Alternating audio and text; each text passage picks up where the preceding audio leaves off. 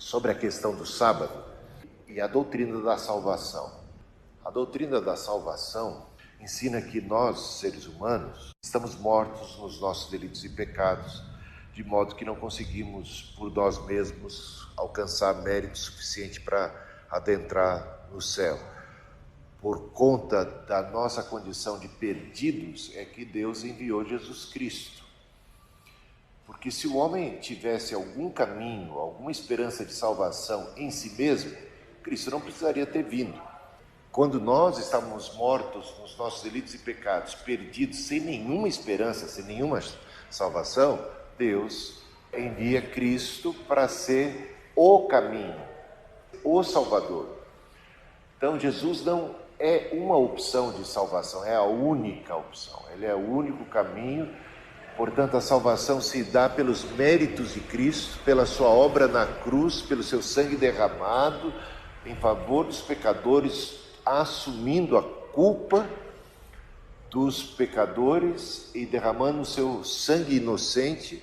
E é por causa do seu sacrifício, do seu sangue derramado, que nós, pecadores, somos justificados. Justificados significa somos perdoados e recebemos uma justiça que não nos é própria, que ela não nos pertence, não é algo inerente a nós, não é por causa das nossas obras e nem por causa do cumprimento, da obediência às leis de Deus, porque não conseguimos cumpri-las e obedecê-las satisfatoriamente. Se nós falharmos num ponto da lei, somos culpados de tudo. E tem até uma boa ilustração, que é: você enche uma bexiga e depois estabelece algumas leis para a preservação da integridade dessa bexiga. Então, não a traspassarás com a espada, não passe o caminhão por cima dela, não sente em cima da bexiga, não queime com fogo. E o menor de todos os mandamentos é: não fure com agulha. A questão é, se você falhar no menor de todos, que era furar com agulha, qual é o resultado final? Estoura-se a bexiga. O salário do pecado é a morte. Todos pecaram e estão destituídos da salvação, destituídos da comunhão com Deus. O pecado faz separação entre nós e Deus e nos leva a sermos réus no dia do juízo final. E não há como nos livrarmos da condenação no dia do juízo final na base de qualquer mérito pessoal, observância da lei, porque não conseguimos observá-la adequadamente. Se falharmos no menor, estamos condenados. Também em ações morais, porque nenhuma ação moral vai compensar os atos ilícitos, pecaminosos que já cometemos, que exigem uma punição. Portanto, por conta da justiça divina, foi que Jesus precisou vir para receber sobre si a condenação dos pecadores, para ele, o justo,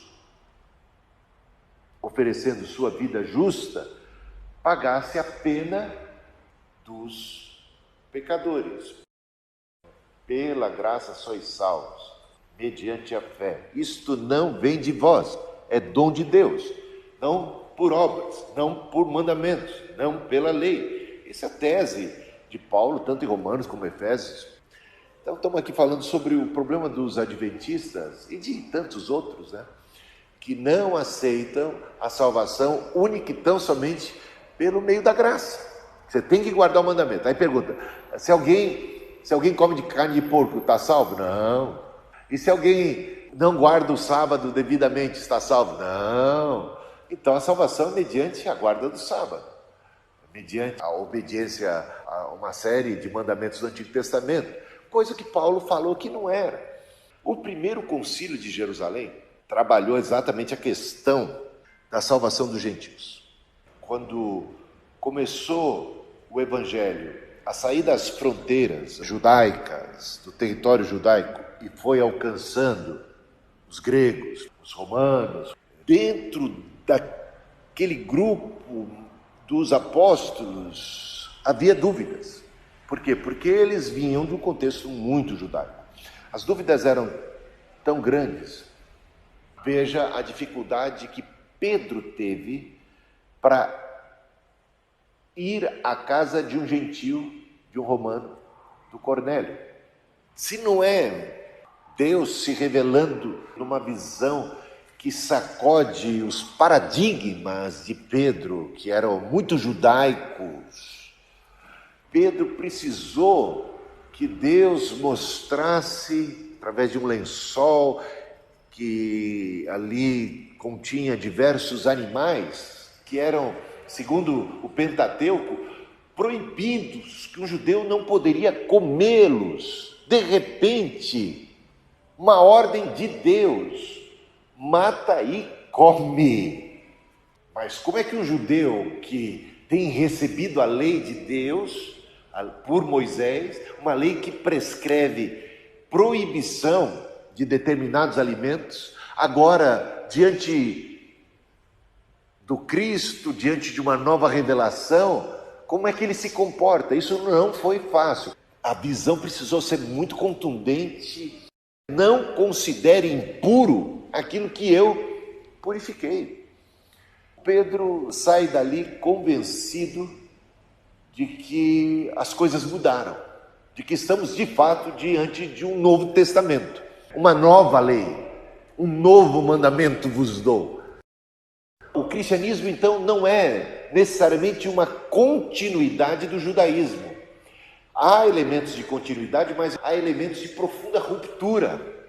Aquilo que era velho passou e deu lugar ao novo. Aquilo que era velho apontava, até figuradamente, serviu como aio, como figura de linguagem, como um bom encaminhamento para que a revelação plena de Deus se manifestasse. E ela aconteceu em Jesus Cristo, no Evangelho. Pedro teve que penar para explicar para os demais que Deus deu aquela visão, não era para considerar impuro aquilo que Deus está purificando. E esses impuros gentios fazem parte desse projeto de Deus, de incluí-los na comunidade da fé, na comunidade dos irmãos, na comunidade do povo de Deus, fazem parte do Israel de Deus, sem que necessariamente precisem se tornar judeus, observadores da lei, se circuncidarem, guardar sábado, mas para muitos deles, eles tinham que guardar o sábado, eles tinham que se tornar judeus. Eles não poderiam ser salvos única e tão somente pela fé. E Paulo é aquele que, melhor do que qualquer outro apóstolo, compreendeu a dimensão da graça e do Evangelho e que combate aspectos judaizantes que estavam querendo tomar conta do cristianismo. Nesse particular, houve muito debate, houve muita discussão, que vai levar ao primeiro concílio de Jerusalém, que você encontra o registro dele em Atos capítulo 15. Primeiro concílio de Jerusalém discute o quê? Discute se um gentio convertido precisava se circuncidar. Por exemplo, se um gentio convertido precisava guardar e observar a lei, se um gentio convertido precisava se tornar judeu para ser salvo. Um gentio precisa ser circuncidado para ser salvo? Precisa guardar o sábado para ser salvo? E a resposta foi não. Não. Ele não precisa se circuncidar. Ele não precisa guardar o sábado. Ele não precisa deixar de comer carne de porco, por exemplo. Atos 15, 28 e 29. Amém? Acabou o concílio. Cadê o sábado? Cadê a carne de porco? Cadê os adventistas que ainda não leram isso? Como? Como ainda não caiu a ficha para eles?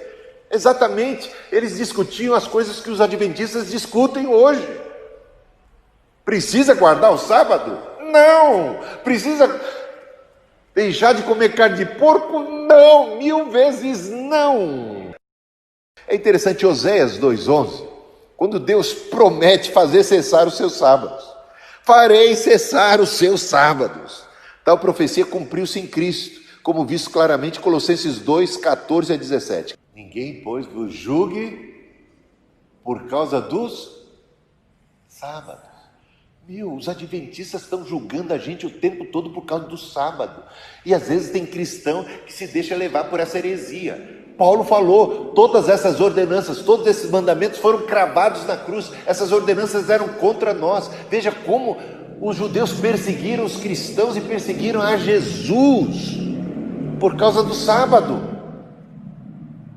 Diziam que Jesus não guardava o sábado. Eles fizeram do sábado uma pedra de toque, a coisa mais sagrada do mundo. E eles santificaram tanto o sábado que perderam a essência do próprio sábado.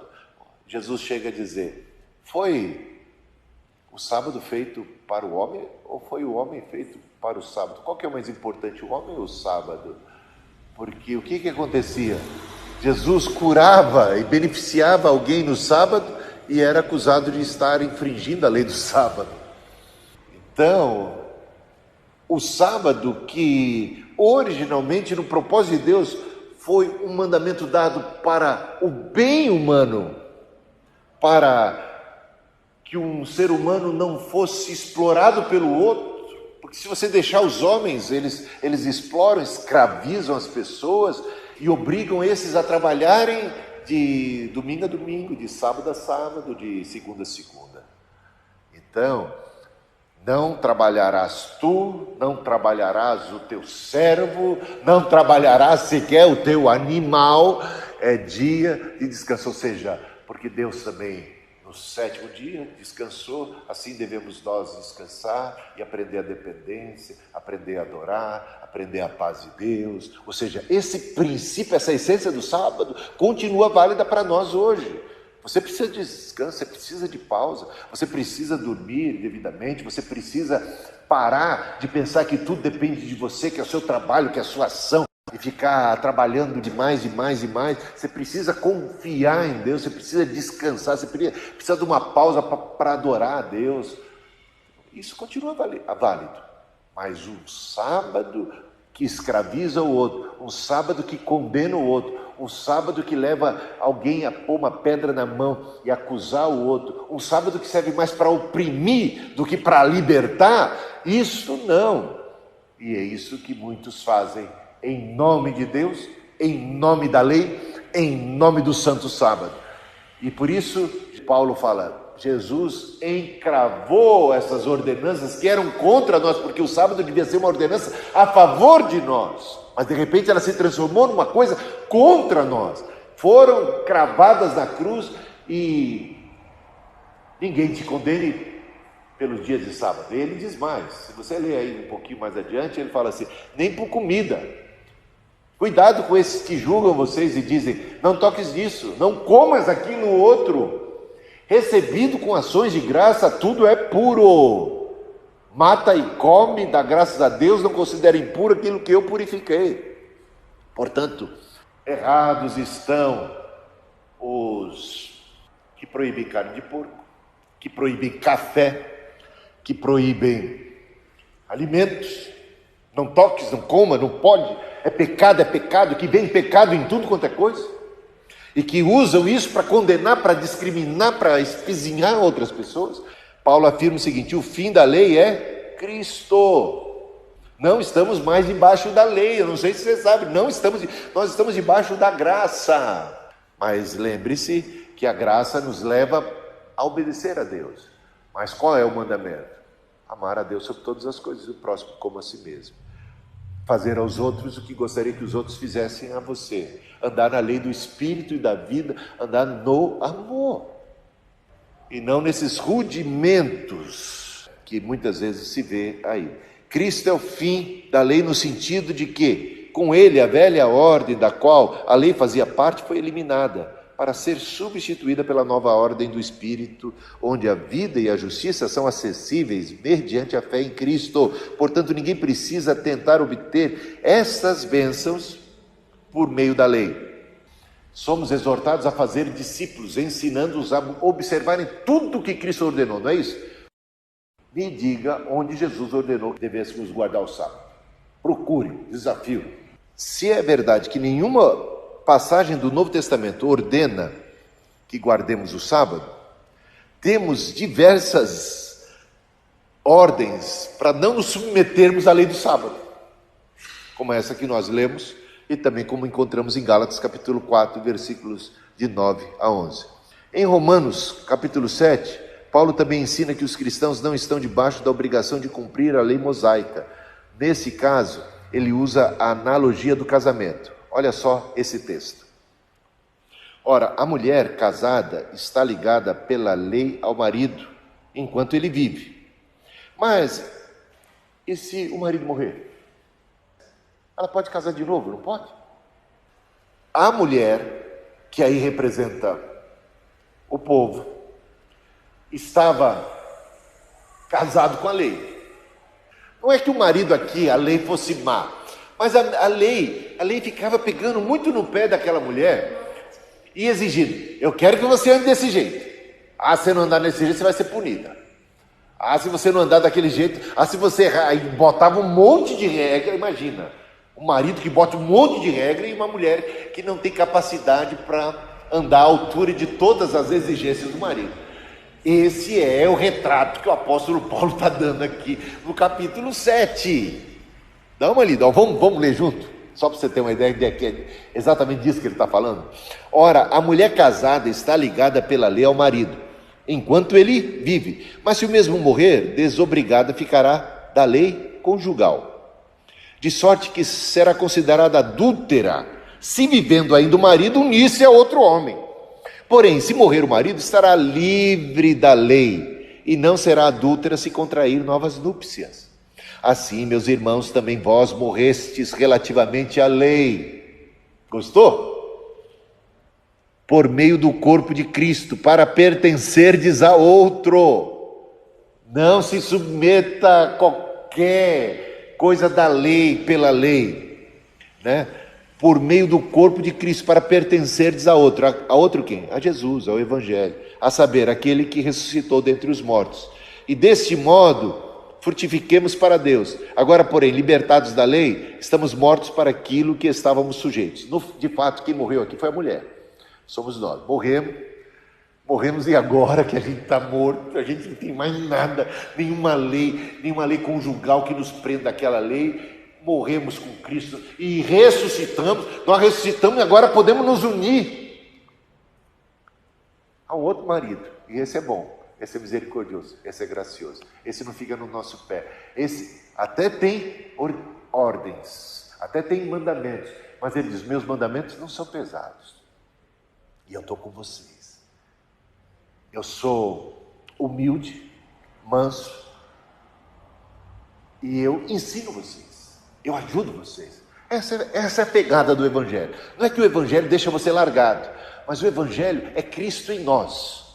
O Evangelho é graça, perdão e agora ajuda, uma força para você caminhar. E quando você cai, Ele não te condena, Ele ainda estende a mão para te levantar. Você está afundando, Pedro? Eis aí a mão do Cristo que te levanta. Você negou quantas vezes? Você negou 3 vezes? Você tem um Cristo que volta a você. Então, se confessarmos os nossos pecados, Ele é fiel e justo para perdoar e nos purificar de todo o pecado. Essa é a salvação. Salvação mediante a fé.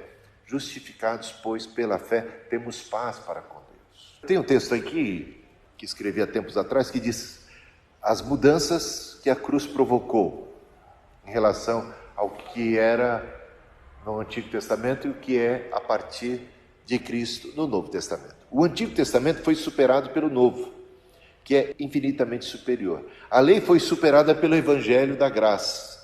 O sacrifício de animais foi superado pelo sangue do Cordeiro de Deus que tira o pecado do mundo. O povo de Israel, num certo sentido, foi superado pela igreja como povo de Deus, que congrega em si judeus, o remanescente de Israel, Pedro, Paulo, Tiago, e gentios, Maria, né? E gentios fiéis ao Messias. A parede de separação entre judeus e gentios foi derrubada, de ambos os povos Deus fez um, e essa é a igreja. A circuncisão foi superada pelo batismo cristão. O sacerdócio levítico foi superado pelo sumo sacerdócio de Cristo e pelo sacerdócio universal de todos os crentes. Os 12 patriarcas foram sucedidos pelos 12 apóstolos de Cristo. E é interessante, você olha lá no Apocalipse, tem a figura dos 24 anciãos. 12 mais 12, 24. Os 12 patriarcas, os 12 apóstolos, representando a fusão de ambos os povos, do Antigo e do Novo Testamento. Judeus, gentios, congregando, fazendo parte, tendo Cristo por cabeça, e um dia teremos um só pastor e um só rebanho. Veja que há só uma oliveira, da qual os ramos originais, por incredulidade, foram cortados, uma representação dos judeus infiéis. Os que eram da oliveira brava, os gentios, nós fomos pela fé enxertados na mesma oliveira, veja sempre a unidade do povo de Deus, e os que foram cortados podem ser reenxertados se abandonarem a incredulidade e abraçarem a fé. E os gentios que se cuidem para não incorrerem em incredulidade e virem a ser cortados. Portanto, a fatura não está fechada nem para judeus e gentios, a salvação está em Cristo, é por meio de Cristo que estamos, pela fé, nesta videira que representa, nessa oliveira que representa o povo de Deus, a comunidade dos salvos, a comunidade da fé, que congrega os salvos, crentes em Deus, desde o Antigo Testamento até o Novo Testamento, até os dias de hoje. A Jerusalém terrestre foi superada pela Nova Jerusalém celestial, ou seja, a terra prometida de Canaã foi superada pelo céu, que há de vir a Canaã celestial, a Nova Jerusalém, que descende do céu, a esperança de Abraão, de Isaac, de Jacó. Como diz o autor de Hebreus, eles que pisaram na terra prometida, que estiveram em Canaã, não construíram ali alicerces e casas permanentes, mas habitaram em tendas. O autor de Hebreus é assim, categórico no modo de dizer. Por que habitaram em tendas e não construíram casas e fortalezas, algo mais permanente? Habitaram em tendas, diz ele, porque consideravam aquela uma terra de sua peregrinação. Aspiravam uma Canaã celestial. Portanto, até mesmo para Abraão, a quem foi prometido uma Canaã terrestre, entendeu que a terrestre não era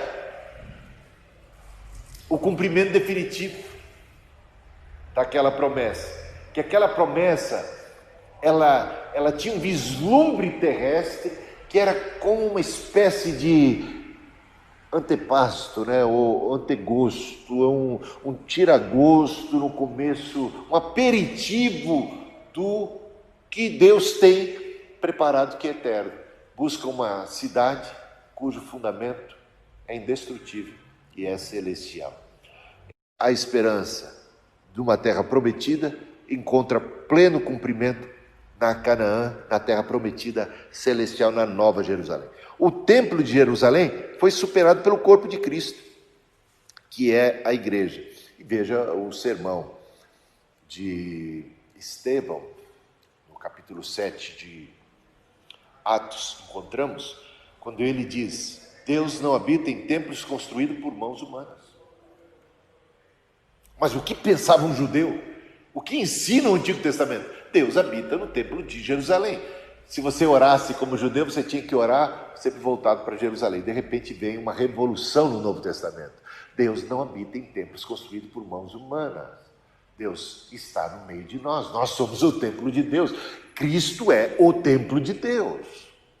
Moisés foi superado pelo novo legislador. É interessante que Moisés vai no alto do monte, jejua 40 dias, né?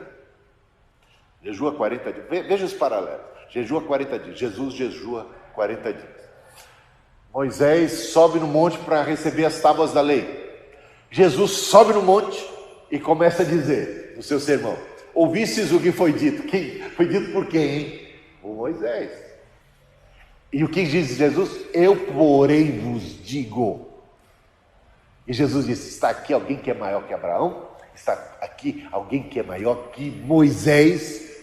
Veja que revolução, como um novo legislador, dando uma nova lei, um novo mandamento vos dou.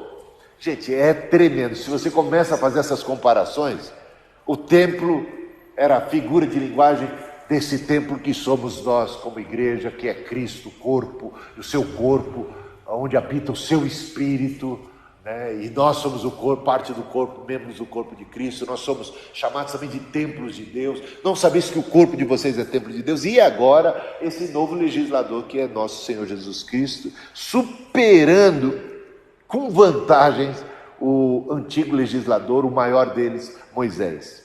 A Páscoa judaica foi superada pela ceia do Senhor.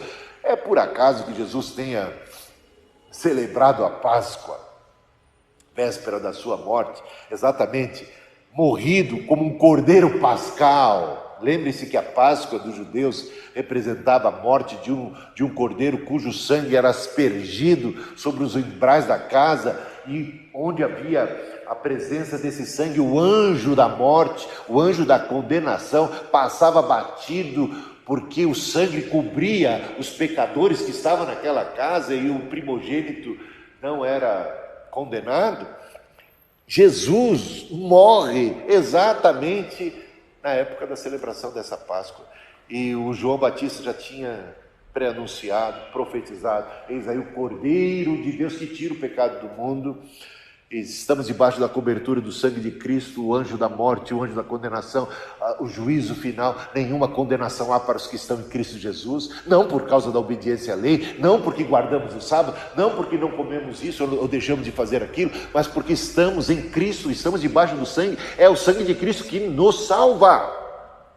Isso precisa ficar claro. Então, a Páscoa judaica, Jesus pega e celebra a Páscoa. Então, é o dia da celebração da Páscoa judaica, e ele transforma a Páscoa judaica na celebração da sua própria Páscoa, da sua própria passagem da vida para a morte e depois da morte para a vida. Não é? Que passagem é essa? Da vida para a morte e depois da morte para a vida. Essa é a Páscoa de nosso Senhor Jesus Cristo. Eis aqui o meu corpo, que é dado por vós. Eis aqui o meu sangue. Tomai e comei do meu corpo, bebei do meu sangue. É o sangue da nova aliança. E o sábado foi superado pelo dia do Senhor. Bom, nós não guardamos o sábado, porque estamos debaixo da lei, mas o princípio do sábado, e veja que a lei é santa e boa, então a gente tem que entender o princípio da lei. O espírito do sábado, nós não somos contra. Um dia onde as famílias podem se reunir, onde todo mundo pode vir à igreja, fazer as coisas de Deus. Eu acho que essa ideia tem que ser preservada. Então, quando a gente diz que o dia do Senhor substituiu o sábado, mas não o sábado como entendiam os judeus, mas o sábado como reinterpretou nosso Senhor Jesus Cristo. Porque Jesus nunca foi contra o sábado que Deus prescreveu. Ele foi sempre contra o sábado, conforme entenderam erroneamente e passaram agora a oprimir os seres humanos, aqueles religiosos do seu tempo e até de tempos anteriores. Em que dia que Jesus ressuscitou? Você sabe qual é o dia da semana que ele ressuscitou? No primeiro dia da semana, que nós chamamos de dia do Senhor ou domingo. Agora, Jesus não apenas ressuscitou no domingo, ele apareceu constantemente aos seus discípulos no dia de domingo. João 20, 19, 23, 26, 29, as diversas aparições. Que dia da semana aconteceu o Pentecostes? No domingo. E qual é o dia que Paulo fala que tem que recolher oferta especial? No domingo. O domingo passou. Em que dia foi arrebatado o João para escrever o Apocalipse? No dia do Senhor, no domingo. Então, os cristãos tinham muitas razões para celebrar o domingo. Aquele dia passou a ser o dia da maior celebração da cristandade. Você acha que é à toa que o domingo começou a ter essa hegemonia no contexto cristão? Não foi à toa. Foi porque Cristo propositalmente ressuscitou no domingo, propositalmente derramou seu Espírito no domingo, aparecia para os discípulos exatamente no dia de domingo. Então, esse dia passou a se denominar o dia do Senhor, o dia da ressurreição do Senhor, o dia que o Senhor derramou seu Espírito. Esse dia passou a ser o dia mais importante na cristandade, razões básicas. Agora, esse dia não deve ser um substituto do sábado nos termos impostos pela lei mosaica, porque Paulo já tinha dito que nós não estamos mais debaixo da lei e que não deveríamos permitir que ninguém nos julgasse por guarda, por observância da lei. Paulo diz mais, ele fala assim: tem cristãos que, para eles, todos os dias são iguais. Ele não recrimina isso. Agora, tem cristãos que fazem distinção entre dia e dia. Agora, tem cristão que todos os dias são iguais. Na verdade, todos são os dias do Senhor. Então, ele diz: olha, se você come, come para o Senhor. Se você não come, não come para o Senhor. Se você guarda esse dia, guarda procurando agradar ao Senhor. Se você não guarda, então ele fala: ninguém julgue a ninguém. Isso é uma coisa da liberdade cristã. Tá bom?